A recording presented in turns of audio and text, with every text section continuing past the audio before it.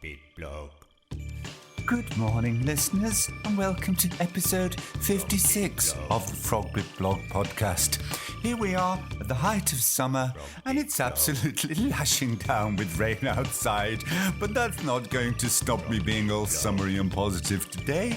So listen on. We've no Len because he's on holiday, but I've all the other usual boring things that I prattle on about for the next half hour. Enjoy. Frogbeat Blog. Right, well, while it's summer and I'm in a good mood, I'm going to try and focus on positive things today. So let's hear some positive news stories. But before that, I've been sort of by accident just covering what England is really good at the moment, and I've come up with a few things. There's been child poverty, hiding child poverty, food banks, we're top of the charts with food banks. A couple of episodes ago, child gambling, we're doing really well in the child gambling stakes. And now guess what? We're back at being good at. Yeah, we're back at number 2 in the world. UK reclaims place as the world's second largest arms exporter. Defence orders rose by £5 billion to £14 billion, making it the biggest year since records began. That increase was helped by a £5 billion order for Typhoon fighters plus paveway missiles from Raytheon that are partly made in the UK. Britain's sales to Saudi Arabia, believed to be our largest arms buyer, are subject of an ongoing legal battle. Ministers have asked the Supreme Court to overturn a lower court's judgment that some of the arms sales to Riyadh were conducted illegally. What's going on here? In June, the Court of Appeal concluded that the sales of arms that could have been used by Saudi Arabia's Air Force in Yemen were unlawful because ministers had failed to examine whether, in targeting civilians, the country was in breach of international humanitarian law. Bloody do-gooders. What do they? Who cares about little brown kids in far-off countries when there's money to be made, eh? All the jobs, British jobs in it. We can't do without British jobs, can we?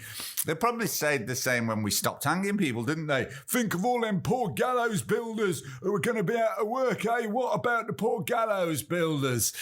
And all these technical skills that we possess in manufacturing. What issue? Any listeners, can anyone think what issue is there at the moment that we could possibly solve, problem solve with all these high-tech skills that we have at the moment?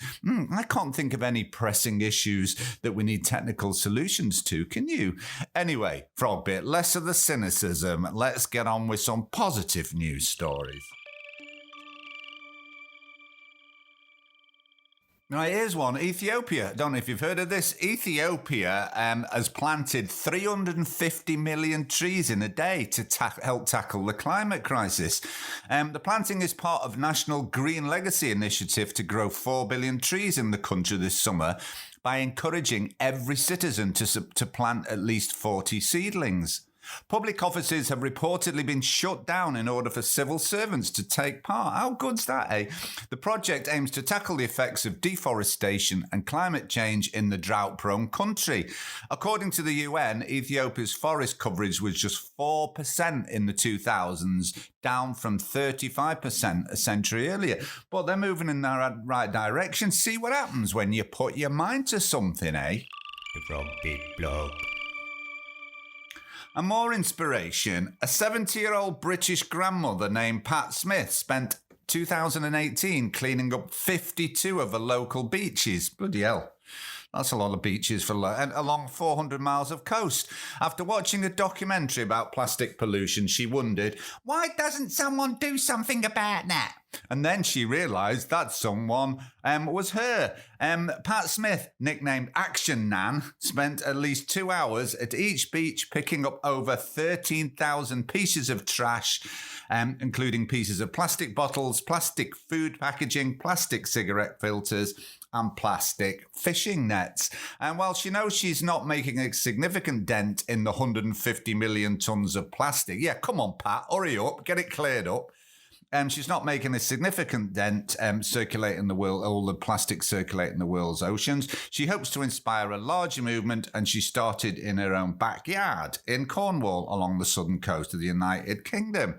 I bother because I care, she says. I care enough for my grandchildren to want them to have a little taste of the wonder I've experienced. Good on you, Pat. And meanwhile, over in America, Atlanta turned 7-acre vacant lot into largest free food forest in the country. Atlanta just turned a former, inverted commas, food desert into a, inverted commas, food forest that will provide citizens with free organic fruits, nuts, veggies, mushrooms, and herbs. Instead of developing it into townhouses, the city of Atlanta recently voted to transform a vacant old overgrown pecan farm into a food forest. Brilliant, eh? The 7-acre public park will feature fruit-producing trees, shrubs and vines along walking trails, a community vegetable garden, and restored native forest and stream-side areas by 2020. The vegetable garden has already been planted alongside pre-existing walnut and pecan trees. More than 100 fruit trees have also been planted, including figs, apples, plums, and peaches. The plans include a community composting facility, rainwater collection system, a medicinal mushroom walk, oh, that sounds interesting, and an apiary to house apes. No, only joking. Apiaries house bees, of course. For bees, for pollination. What a fab idea, eh? Free, healthy food grown with the involvement of the community. That's good. That's good, positive stuff, isn't it? Right, this isn't a positive news story, but it's another tale for our times. A man in China died after filming himself eating centipedes and geckos. What is it about people eating geckos? It happened on the other one, didn't it? In Australia, did it? The man, a vlogger known as Sun, live streamed himself on the platform Douyu on Thursday, performing a stunt in which he spun a wheel which would dictate what he had to eat and drink depending on where it landed. So his name was Sun, and he died. He might have to change his name to Sunset now, eh? Anyway, back to the story. Items on the wheel included beer, vinegar, malt liquor, eggs, mealworms, centipedes, and geckos. The latter two items he reportedly set out to eat alive. On Saturday, police found Sun dead in his apartment. It's unclear exactly what kind of geckos and centipedes he ingested. The CDC, whoever they are, warns that reptiles like geckos can be carriers for salmonella and cautions people to take precautions when handling them. The CDC also notes that pet owners should thoroughly wash their hands after coming in contact with the geckos and their equipment. What equipment do geckos have? Like little speakers and headsets and also. Anyway, and keep the animals away from areas where food is prepared. Now, this is a salutary warning. Don't kiss or snuggle with reptiles and amphibians because this can increase your risk of getting sick. So if you own a reptile, which you shouldn't really, but if you own a reptile, stop kissing it. And if you decide to eat a live sentient being on YouTube to get more hits, then you know what I say. Ooh, good, I hope it hurt, I hope it hurt, ha ha ha ha. Ooh, good, I hope it hurt, I hope it hurt a lot. Hey! Ooh, good, I hope it hurt, I hope it hurt, ha ha ha ha. Ooh, good, I hope it hurt, I hope it hurt a lot. Hey! Right, a few episodes back, I was talking about an eco-burial because my friend Ewan died and he had an eco-burial. Well, here's some more eco stuff, and this is really cool. Dying can be hard on the environment. If you're buried, you're going to be pumped full of a few gallons of toxic embalming fluid, which will soon leach out of your corpse and then into your casket. If you're cremated, your body will be incinerated in an oven for between 3 and 4 hours at temperatures of around 1800 degrees Fahrenheit. It takes about 28 gallons of fuel to incinerate a single human body, and the process releases carbon monoxide, soot, and even mercury from dental fillings. The green burial industry is booming these days, and there are certainly a lot of people who claim to have a process or product to help dying people pass out of this world with as little environmental impact as possible. But the Kauai Infinity Burial Suit might be one of the most remarkable. The suit is not only chic, because it's really important when you're dead that you look good. I added that bit, by the way. The suit is not only chic, it is made out of organic cotton and seeded with mushroom spores. Not only that, the company claims the mushrooms can decompose our post-mortem bodies while cleaning toxins from our bodies before they leach out into the soil. Clever, eh? Although green burials don't involve embalming fluids like formaldehyde, a step in the right direction towards making the process of dying a little greener, the Infinity Burial Suit promises to use fungi to clean the toxins we walk around with every day.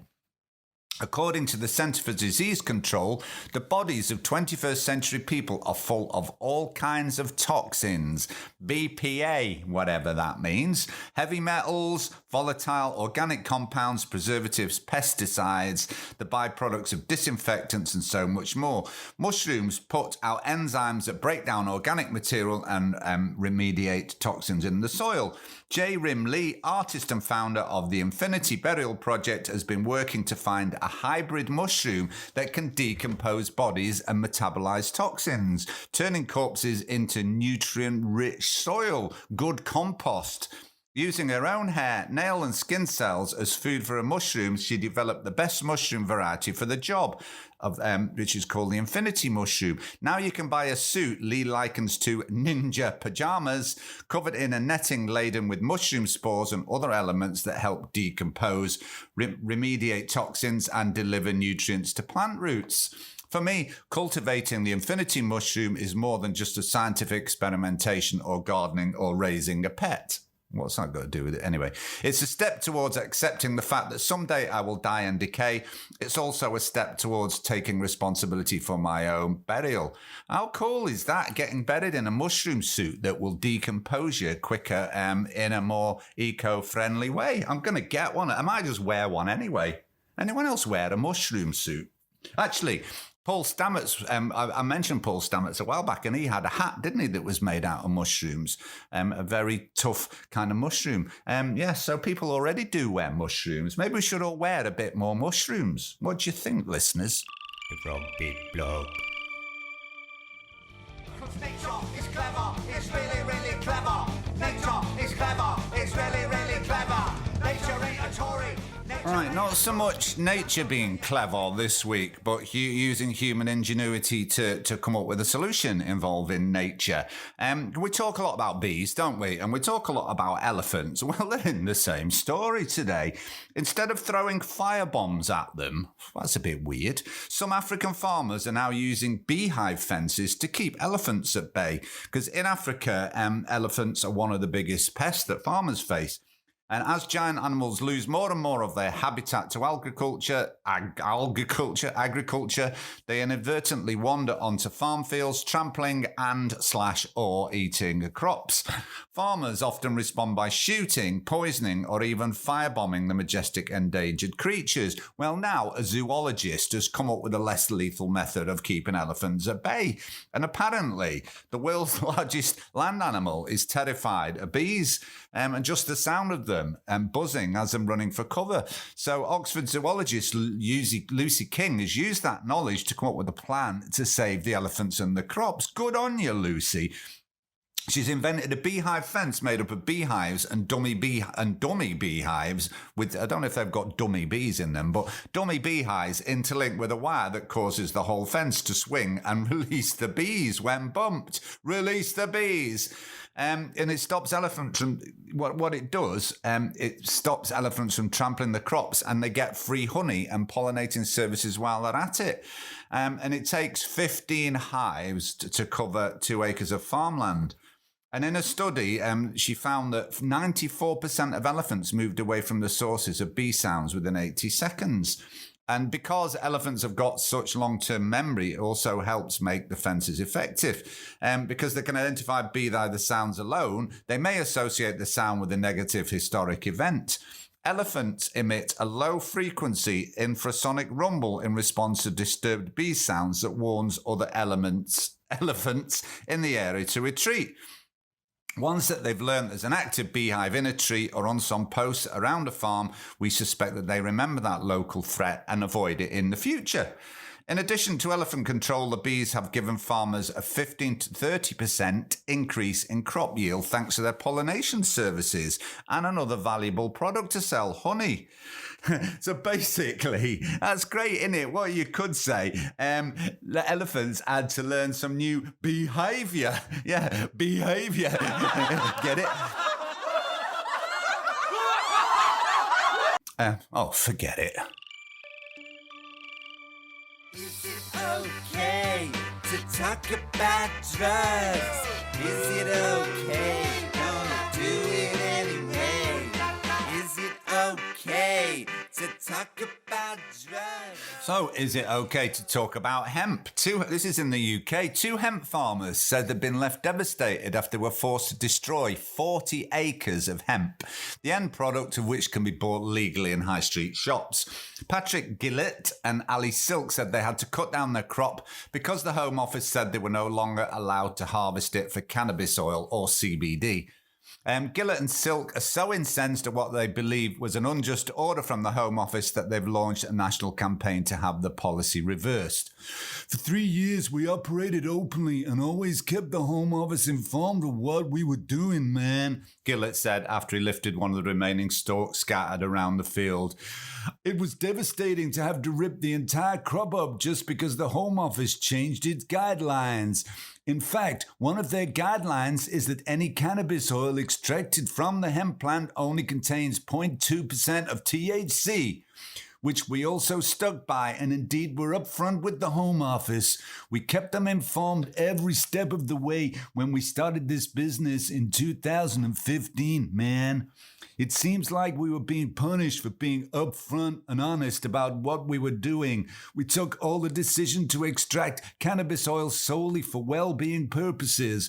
Once we got started in 2016, after learning about CBD oil and how it was doing in America, we never hit it. Oh, sorry about the stoner accent, and I do realise that was a bit of a piss take. But how ridiculous.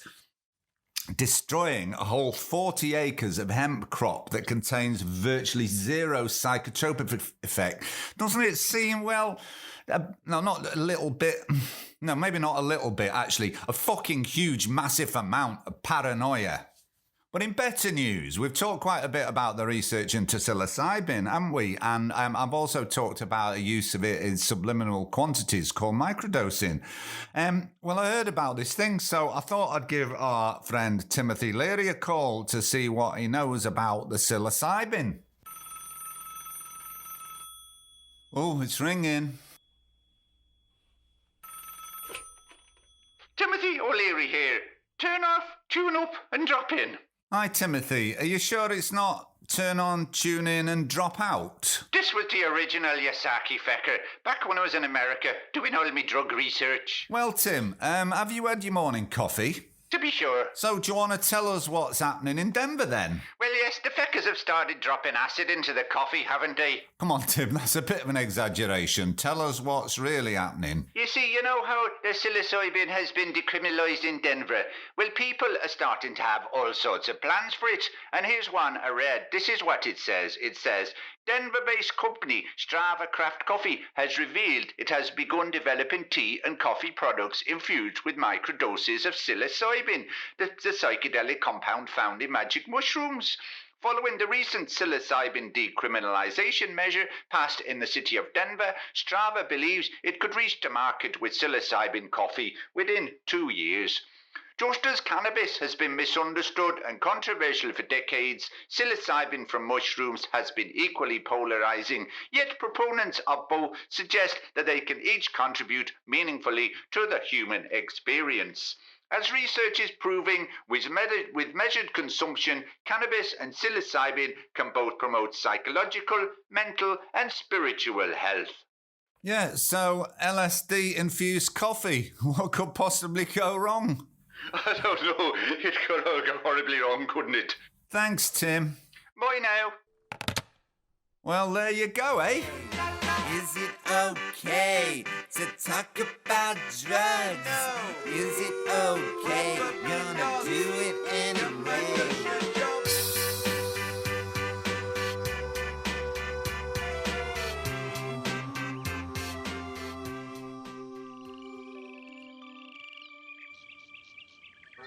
Oh ja, Baby, come on, Baby. Oh ja, Baby. Oh ja, das ist gut. Total schön. One more time, Chesley. Oh ja, ja. Oh ja, ja. Oh ja, das ist gut. Total schön. One more Hello, time, Polizei. Please come to number 20 Appelstrudelstraße. There are some people in my garden making the sex and making a lot of sex noise. Oh, hello. This is the Polizei. I am afraid that is the eagle sex. Was? Someone is having sex with an eagle? Nein, eagle sex. Sex between hedgehogs. Oh, sorry about that. Auf Wiedersehen. Yep, German emergency services, a call out to attend nighttime disturbances, are increasingly finding themselves confronted with copulating hedgehogs. People are calling 110, the German emergency number for those that didn't know, to complain about noises they typically put down to neighbours having unacceptably loud sex. The spread of the hashtag eagle sex or eagle sex, which is hedgehog sex, on social media reveals that disturbances sometimes have less predictable source. Recently, police in Augsburg were called to a primary school one night after suspicious noises were heard in the playground and a security light was activated. Only after the caretaker had been dragged out of bed and several police officers had inspected the sites were the culprits found, and it was a pair of hedgehogs busily doing it. Sorry, mating, it says. The suspicious noises were soon pinned down on a hedgehog couple in the midst of mating ritual, a superintendent wrote in his report entitled Prickly Intruders, adding that the hedgehogs were not disturbed. The incident was not an isolated one. Police are frequently called out in the summer months to similar complaints, according to the news magazine Der Spiegel. It reports that hedgehogs are amongst the loudest nocturnal animals, competing with cicadas, frogs, and the Caridian snapping shrimp. The Caridine snapping shrimp. Has anyone ever heard of Caridine snapping shrimp? Hedgehogs are capable of making a range of sounds from a quiet snuffling to hissing, snarling, purring, whistling, clicking, and even loud screaming, which is what sometimes gets them mistaken for excited or distressed humans. According to a hedgehog expert at the veterinary facility of the Ludwig Maximilian University of Music in Munich, hedgehogs snarl loudly during the hours-long mating ritual and the males make the most noise. To non-experts, their noises are often distinguishable from human ones. And I know this because last time I was away visiting my mum and dad, we came back late one evening in April, and there was all sorts of commotion going on in next door's garden. And he wasn't in, so I went in to have a look, and there was 3 hedgehogs having a little triad, a little tryst or whatever. And it was very, very loud noise. There you go. So next time you hear what you think's people having sex in your garden, it might well be a hedgehog or eagle sex. The Frog Bit Blog. Mother Earth, her name is Gaia. The temperature is getting higher. Very soon she'll be on fire. So don't be a climate then. She's on fire. Yes, temperatures getting higher. There's a lot of stuff to cover, isn't there? Because last month there was various Extinction Rebellion protests all around the UK, and with predictable responses from some members of the public. They need to do something that doesn't upset people and make them turn against their cause. Look, it's not a cause really, is it? It's not like a political party that's trying to persuade you to join them. It's everyone's cause.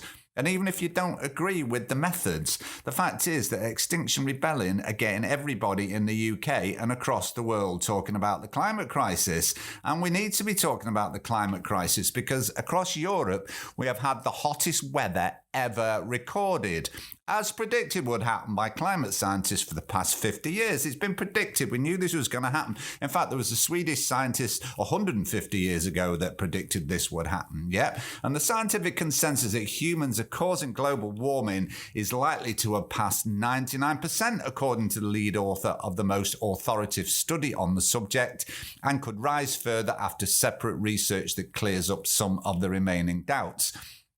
3 studies published in Nature and Nature Geoscience use extensive historical data to show that there has never been a period in the last 2,000 years when temperature changes has been as fast and as extensive as in recent decades. It had been previously thought that similar dramatic peaks and troughs might have occurred in the past, including periods like the Little Ice Age and the medieval climate anomaly. But the 3 studies have used reconstructions based on 700 proxy records of temperature change, such as trees, ice and sediment from all the continents, and it indicates that none of these shifts took place in more than half the globe at any of the one time, so it wasn't global heating back then. There is no doubt left, as has been shown extensively in many other studies addressing many different aspects of the climate system using different methods and data sets, said Stefan Broniman from the University of Bern. Yeah, this paper should finally stop climate change deniers claiming that the recent observed coherent global warming is part of the natural climate cycle. And you'd see it on Facebook all the time. Oh, it's just natural cycles. Yeah, that's what it is. Of all these people are suddenly climate experts. Oh yeah, weather's always doing this.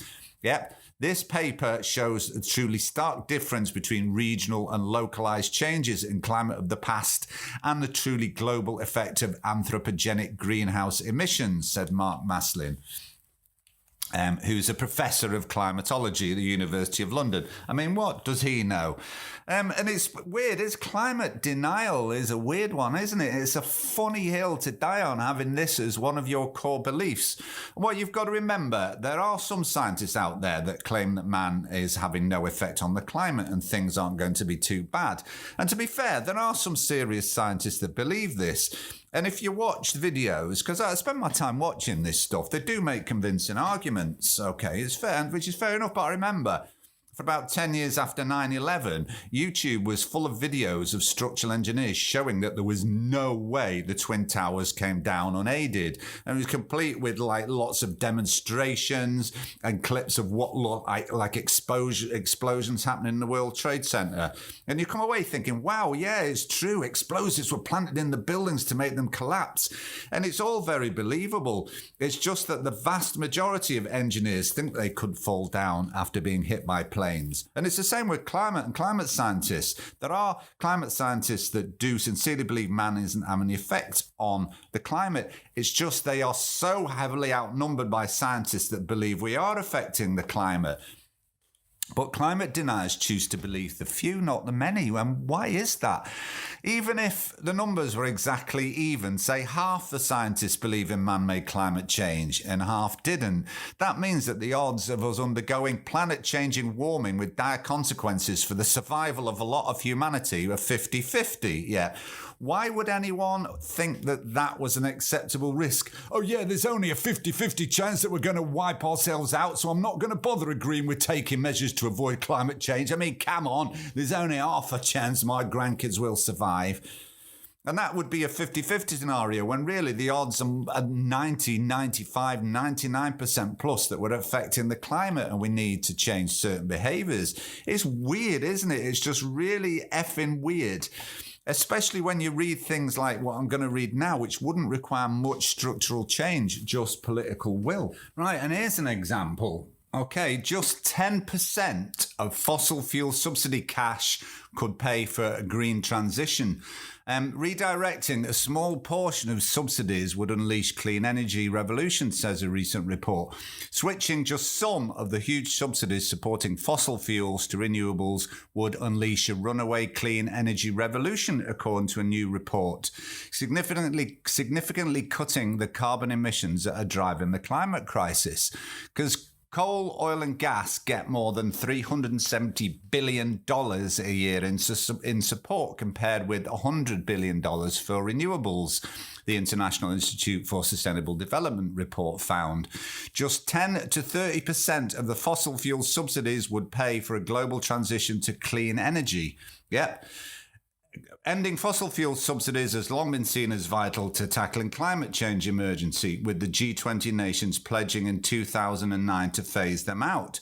But the progress has been limited. Yep. In May 2009, the UN General Secretary Antonio Guterres attacked the subsidies, saying, "What we are doing is using taxpayers' money, which means our money, to boost hurricanes, to spread droughts, to melt glaciers, to bleach corals. In one word, destroy the world." The new analysis shows how redirecting some of the fossil fuel subsidies could decisively tip the balance in favour of green energy, making it the cheapest electricity available and instigating a rapid global call out. And it isn't just this organisation that's saying that. According to the IMF, fossil fuels subsidised by $10 million a minute. $10 million a minute, yeah. Almost everywhere, renewables are so close to being competitive that a 10 to 30% subsidy swap tips the balance and turns them from a technology that is slowly growing to one that is instantly the most viable and can replace really large amounts of generation, says Richard Bridle of the LISSD report. Yeah, it goes from being marginal to absolute no-brainer. See, and just one political decision could cause a massive amount of positive changes. That's all it takes. Yeah, we can do our own bit on our own life, but it takes political will, and that one bit of political will could change everything. And what's really disturbed me recently in all this climate stuff that's both on social and mainstream media is the demonisation of Greta Thunberg. It's bizarre, isn't it? And it's absolute irrational hatred of a 16-year-old girl that believes in the science and just wants to do something to ensure she and her generation has a future world to grow up in. You know, I could understand it if she was a white nationalist telling other white nationalists to go and kill people, but she's not. She's a peaceful, thoughtful, unassuming young woman who wants to do something towards averting the unfolding climate crisis. And I do follow her on Facebook, but I have to avoid looking at some of the comments. Most of them, to be fair, are positive, but there's some real hatred out there towards her. It's like, yeah, well, she's got a book out. And how many tons of CO2 does that release? How much money is she making from her book? As if people that believe in climate change aren't allowed to write books or anything that involves using any CO2 at all. And I had a look at this book thing. It's actually Penguin asked to release a collection of her speeches, which she agreed to. And her mum's got a book out, and all the money for both of them is going to charity. And also, Greta's now sailing over to America. She doesn't want to fly, which is brilliant. She's been traveling over by train. Obviously, you can't travel to America by train, so she's found a way of doing it. And she's found a boat that is using zero carbon to travel there. And she's insisted that they don't have sponsorship all over it. She doesn't want her name to be commercialized. And all she's doing her utmost to keep her integrity intact and keep her carbon footprint down. And yet we have all sorts of weird stuff written about her, yeah? German right-wing populists are embracing climate change denial as the latest topic with which to boost their electoral support, teaming up with scientists who claim hysteria is driving global warming debate and ridiculing the Swedish climate activist Greta Thunberg as mentally challenged and a fraud. Yeah. And last week in Australia, we had Andrew Bolt, who works for the Australian News Corp writer. Yep, he's one of Rupert Murdoch's lot. And this is what it says. It says the highly personal character assassination published in Rupert Murdoch's tabloids repeatedly referred to Greta's mental health, saying she was deeply disturbed, freakishly influential and strange. I have never seen a girl so young with so many mental disorders treated by so many adults as a guru. Far more interesting is why so many adults, including elected politicians, top business leaders, the Pope and journalists, treat a young and strange girl with such awe and even rapture. Her intense fear of the climate is not surprising from someone with disorders, which intensifies fears. And he even went on to describe her younger sister as having a spectacular range of mental issues. And this was Greta's reply. I am deeply disturbed about the fact that these hate and conspiracy campaigns are allowed to go on just because we children communicate and act on the science. Where are the adults? Good question, Greta. Where are the adults? They're too busy, aren't they, with their cynicism and their vested interest and their fear. Because that's what it is. You know, I know climate deniers bang on about, climate alarmists. And we're all climate alarmists, as if being concerned by the science that says unless we do something, we're going to drastically alter and damage the planet. They say that's a bad thing. And they make out like we're the scared drama queens. Oh no, we're all going to die. But denying the science is the ultimate fear, isn't it? It's like refusing to face up to what almost certainly is going to happen and clinging on to anything you can find so that you don't have to face up to the reality. That's bloody weird. That is the fear. Anyway, that will do for now. But as for Greta Thunberg, keep on doing what you are doing. Her name is Gaia. She's on fire. Her name is Gaia. I'm gonna tell you this. And laugh at the twats. Anyway,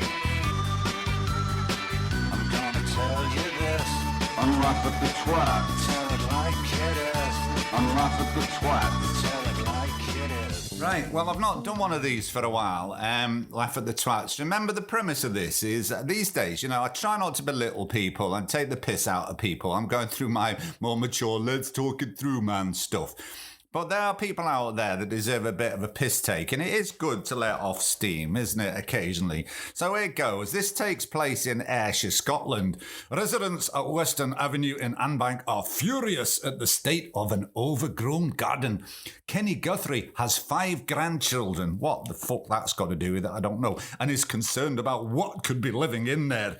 And there's this picture, right, of Kenny, arms folded, looking into the garden, which, to be honest, looks lovely and wild and good for wildlife. And the caption says, Kenny is raging at his neighbour who has refused to sort out the garden. Raging, I tell you, he's raging at the long grass. He has 5 grandchildren aged between 2 and 7 and takes pride in keeping his garden in perfect condition for them to play in. All right, he's anally retentive. But the 51-year-old chef is raging at his neighbour who rents from the council and has refused to look after his own yard. And he says one hedge is so out of control that another disabled neighbour has to walk on the road to get past it. Kenny told the Post, this has been going on for over a year and it's getting beyond the joke now. It's upsetting. And it is, Kenny, you're right. It's something to be really upset about. I've got 5 grandchildren. Anything could be in that garden. Rats, mice, who knows? Look, Kenny, I'm not a scientist, but rats and mice don't eat grass. Okay, they're more likely to be attracted to the kebab that you dropped on the way home from the pub, pissed. Anyway, he goes on to say, I cut down a big tree because it was over my side and lay it in his pit. So he cut down his neighbour's tree and lay it in his pit, whatever that means. But now the rest of the bushes have started to grow because of the summer. There's a blind man that lives across from me. Have you noticed all of a sudden these people get concerned about the disabled when it suits them? The blind man across the road from me, him and his family like to go a walk to the park with his stick, but he actually has to go off the pavement to get onto the road to get past a hedge. And it's the same with people with dogs. I wonder if he complains when there's cars on pavements. But he just says to me, I don't even need to speak to you, and slams the door shut in my face. Look, whoever you are in said council house, good on you. It sounds like you are also laughing at the twats. I'm gonna tell you this. And laugh at the twats. Anyway, I'm gonna tell you this. And laugh at the twats. Tell it like it is. Right, that'll do for this week. Thank you very much for listening. Remember, this is available on YouTube if that's your thing. And also, I don't do much social media, basically, because I can't be arsed with all that stuff.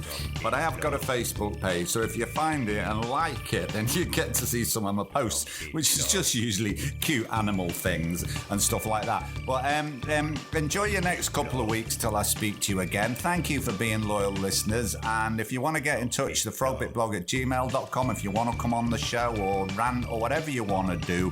Well, that'll do. I'll see you soon then. Bye. The Frog Bit Blog.